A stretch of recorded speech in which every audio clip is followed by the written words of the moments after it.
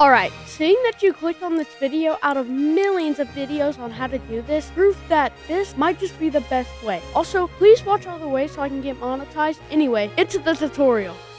Alright, now since you came from the intro, you can go ahead and now learn how to make the thumbnail. So first, let me go ahead and pull up what we need to download first. The first thing we need to download is Roblox Studio. So go into the first link in the description and download Roblox Studio. This is for PC. I'll make a tutorial on how to make Roblox thumbnails on mobile soon, so just wait for that. Alright, now, once you have Roblox Studio, you want to go ahead and open it. Alright, so when you first get into Roblox Studio, it'll make you log in. It'll try and run you through a tutorial, and just don't do anything. You'll have like one game, but you just want to click new experience and that'll spawn in a base plate. Alright, so once you're in here, you want to go ahead and go to the second link in the description and get the plugin called Load Character Light. I think for me, I'm just going to use the Moon Animator inserter, but it does the same thing. So basically, you just want to insert it as an R6. Go to your properties and explore. Now, while you're on this, you want to change the position to 0, 3, 0. Now, this will make it like in the right spot in Blender, and that's important. So now you want to go ahead and do is right click, save / export, and export as OBJ. I already have mine saved and I'm not going to do that. You want to click on this to get your body color and like all of that. So now once you export it, you want to go to the third link in the description, which is Blender. And I'm going to link in the description the version I use, which is 5.0, I think. And then once you install Blender, you're going to want to go ahead and delete all of these. You're going to want to click edit and then preferences.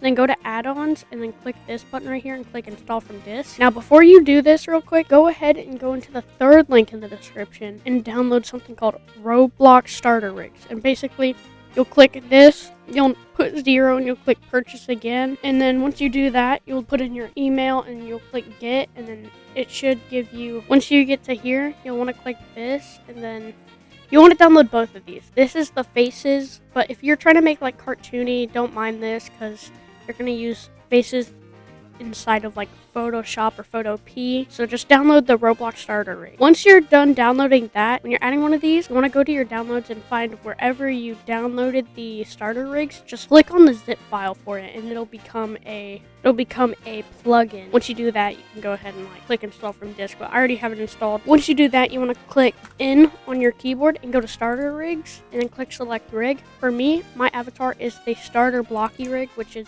this right here. Now once you do that, you want to go to shading. You want to click on one of their body parts and go to shading, and you want to go ahead and click this, click open, and now go to wherever you save your character from Roblox Studio, and you want to click the handle 1 diff. That will put on the textures. And if you want to do anything else, like if you want faces, you come down here to face texture and you'll click this and then open. You'll go to wherever you save the faces, and you got like a whole bunch of faces. But for me, I'm not going to add a face. I'm just going to leave it blank. Alright, so once you do that, click on this button in layout so that you can do that. Also, if you're wondering how I'm moving, you want to go to view, and then you want to go to navigation, walk navigation, and I recommend putting a shortcut by right clicking and like adding a shortcut. And then once you do that, you'll be able to like fly around. Go to file, import, and then wavefront. Go to wherever you saved it, click the OBJ of whatever you named it, and make sure you have split by group so that you can click on all of them. Hold shift, click on the head, and then click on the rig while still holding shift. Now go to pose mode, hold shift again, and click on the head bone. Click Control P, and then click bone. And now once you do that, you should be able to go wee. Since you've done that, if the textures don't automatically show up, just go ahead and click on it. Go to this texture button, click this, go to image texture, open, go to where you saved your thingy, and then click open image. And now you have the texture. I'm going to show you how to do the lighting. Alright, so now what you're going to want to do is go ahead and click Shift A, and then go to light, and then add a sun. Don't move the sun, but make sure you have it equipped and go to this button right here.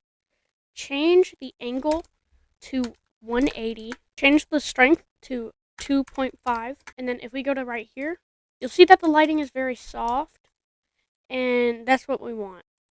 Because when we go into Photo P, the lighting will be really good. Also, before we do anything, go to your render right here go to cycles and click on device and GPU compete. So now we're gonna get into posing.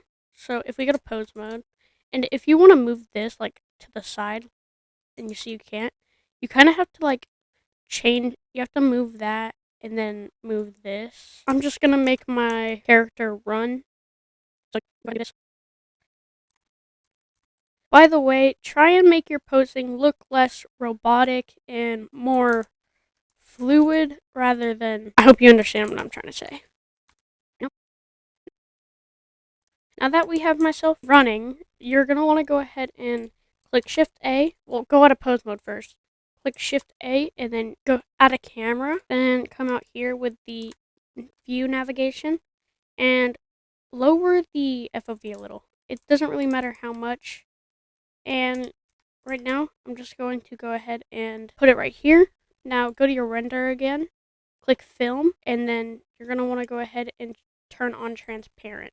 This will make it so when you export, it will have a transparent background and you won't have to remove the character, which is really helpful. Also, make sure while in here that your roughness is all the way up. This will make it so that there's no glossiness, which no one really wants.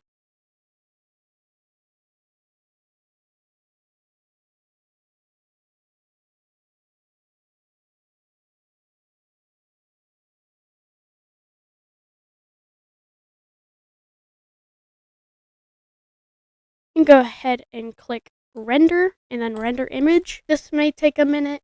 Just let it go ahead and render, and then once we do this, we can go ahead and take it into Photopea. Alright, once it's done, go ahead and click image, click save as, and then save it to wherever. Name it whatever, and click save as image. Now you're going to want to go ahead and go into the link in the description and go to Photopea.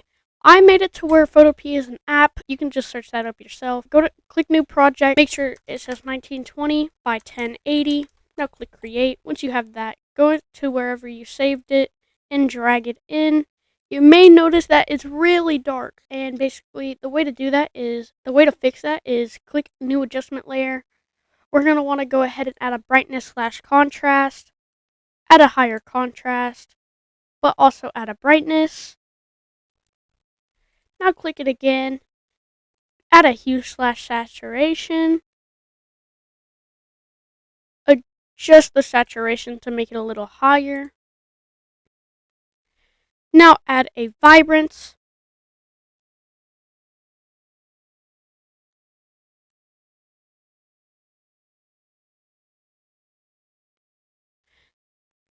Now just adjust these until you like them. And then I'm pretty sure you're going to now add a levels and just move this one right here a little higher. Alright, now once you have that, you can go ahead and click off of this. Also, inside my Discord, you can go ahead and go to my Discord and then go to thumbnail assets and go to here, size it up. Alright, as we see, since we added a clipping mask, we selected all of these and we added a clipping mask, which made it so that it will not affect the background. Now, what you can go ahead and do, if it's not bright enough, you can just go ahead and add a brightness / contrast and change the brightness up a little bit. Now, contrast will make it a lot more colorful, so I like to go ahead and do that. Alright, so once you have the background and you have the character, you may want to adjust some of the things if you don't like how it looks.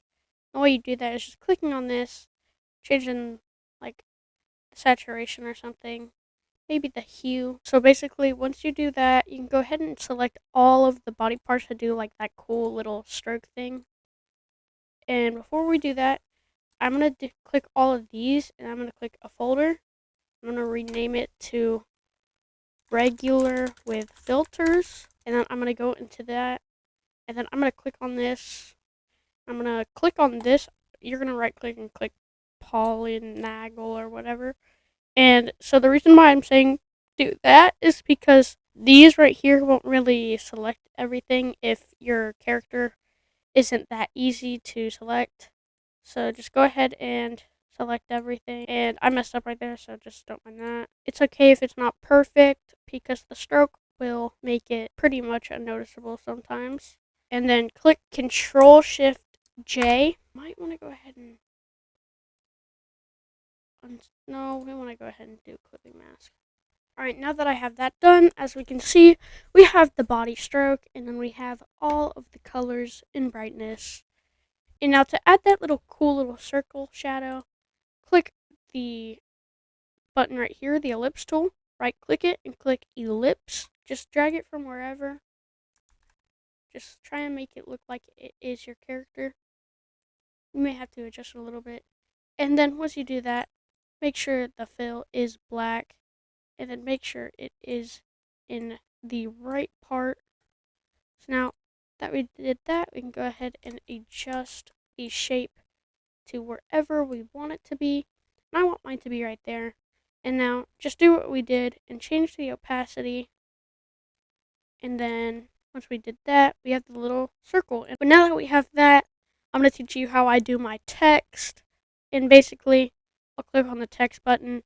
Before I do it, I'll come to this text button right here. I'll change this to 100. And then I have a font called the Luckiest Guy, which you can just go into your browser and search up Luckiest Guy font and download it and just install it. You may have to restart the page. So basically, once you do that, you can go ahead and come over here, add your text, and then go ahead and type in whatever. I'm going to say fast, and then just add a stroke, make it bigger. And if you really wanted to, you can add a whole bunch of things saying speed +1 or whatever, but I'm not going to do that. I'm just going to put it right there. And basically, that's all you really need to know on how to make thumbnails is the text. And then well, hold up. I'll really quickly show you something that I struggled with a little bit. So really quickly, I'll just drag in a photo and then I'll just show you.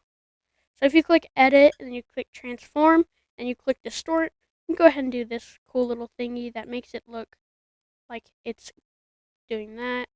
So now it's like a little rug on the floor. But if you don't want to do that, you can go ahead and make it like a little rainbow. If you click edit, transform, and then warp, as you can see, these things pop up right here. Now it's a rainbow. Now if you want it to look nice, try and line these up so that it's around the same. And basically now it does that.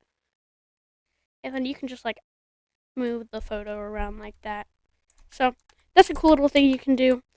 Anyways, thank you guys for watching. Please subscribe and also watch the next video that pops up on screen.